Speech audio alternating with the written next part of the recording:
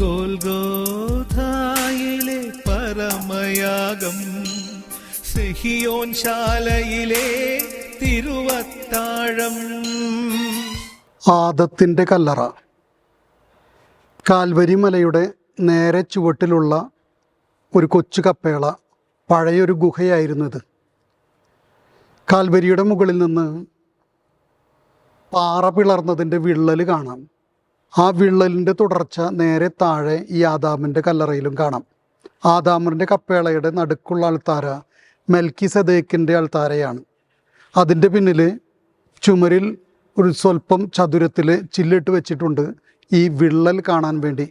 കാൽവരിയിൽ കർത്താവ് മരിച്ചപ്പോൾ കർത്താവിൻ്റെ തിരുരക്തം താഴോട്ട് ഒഴുകുകയും താഴെയുള്ള ആദ്യ മനുഷ്യനായിരുന്ന ആദത്തിൻ്റെ മേല് ഈ രക്തം തട്ടിക്കൊണ്ട് ആദ്യ മനുഷ്യൻ്റെ പാപക്കറ കഴുകിക്കളയുന്നു. അങ്ങനെ മനുഷ്യകുലത്തെ മുഴുവൻ രക്ഷിക്കുന്നു. യഹൂദരുടെ ഇടയിൽ BC 3-ാം നൂറ്റാണ്ട് വരെ ആദത്തിൻ്റെ കല്ലറ ഹെബ്രോണിലായിരുന്നു എന്നുള്ള പാരമ്പര്യമാണ് ഉണ്ടായിരുന്നത്. പക്ഷെ BC 3-ാം നൂറ്റാണ്ട് മുതലുള്ള പാരമ്പര്യം മുഴുവൻ ജെറുസലേമിൽ ഈ സ്ഥലത്താണ് ആദത്തിൻ്റെ കല്ലറയുടെ സ്ഥാനം പറയുക. പക്ഷെ ഇത് കുറെ കൂടെ ദൈവശാസ്ത്രപരമാണ് ഇതിൻ്റെ ചിന്ത. ജെറുസലേമിലെ വിശുദ്ധ സിറിൽ ഇതിനെക്കുറിച്ച് വിശദീകരിക്കുക, മരണശേഷം കർത്താവ് പാതാളങ്ങളിലേക്ക് ഇറങ്ങി നേരെ താഴോട്ട് ഇറങ്ങുന്നു. ആദ്യ മനുഷ്യനെ ഉയർപ്പിച്ചുകൊണ്ട് മാനവകുലത്തെ മുഴുവൻ ഉയർപ്പിക്കുന്നു. ഇതുകൊണ്ടാണ് പ്രത്യേകിച്ച് ഗ്രീക്കുകാരുടെ കുരിശിൻ്റെ ചുവട്ടിൽ തലയോട്ടി കാണാം. ചിലപ്പോഴൊക്കെ കുരിശാകൃതിയിൽ 2 എല്ലും വയ്ക്കും. ഇത് ആദത്തിൻ്റെ കല്ലറ സൂചിപ്പിക്കാനാണ്. ചിലയിടങ്ങളിൽ പ്രാർത്ഥിക്കുന്ന മനുഷ്യനെ കാണിക്കും, അതും ആദത്തെയാണ് സൂചിപ്പിക്കുക. മനുഷ്യനെ മുഴുവൻ രക്ഷിക്കുന്ന ക്രിസ്തുവിനെയാണ് നമ്മളിവിടെ ആഘോഷിക്കുക.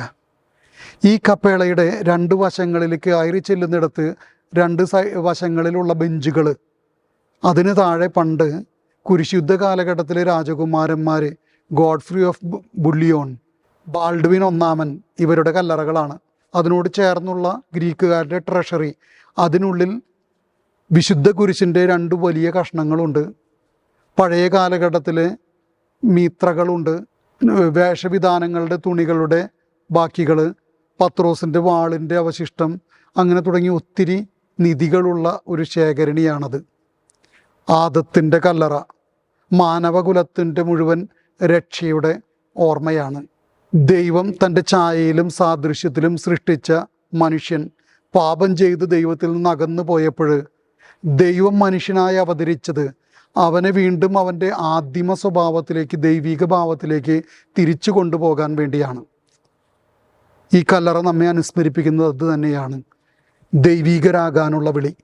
പാപത്തിൻ്റെ വഴികളെ ഉപേക്ഷിച്ച് ദൈവത്തിൻ്റെ വഴികളിലേക്ക്, ദൈവ സാന്നിധ്യത്തിലേക്ക് തിരുരക്തത്താൽ കഴുകി വിശുദ്ധീകരിക്കപ്പെടുന്നവരാകുവാൻ വെളിപാടിൻ്റെ പുസ്തകത്തിൽ പറയുന്നത് പോലെ തിരുരക്തത്താൽ, കുഞ്ഞാടിൻ്റെ രക്തത്തിൽ കഴുകി വിശുദ്ധീകരിച്ച് വെള്ളവസ്ത്രം ധരിച്ച് പറുദീസായിൽ ആയിരിക്കുന്നവരാകുവാനുള്ള കൃപ നമുക്ക് യാചിക്കാം.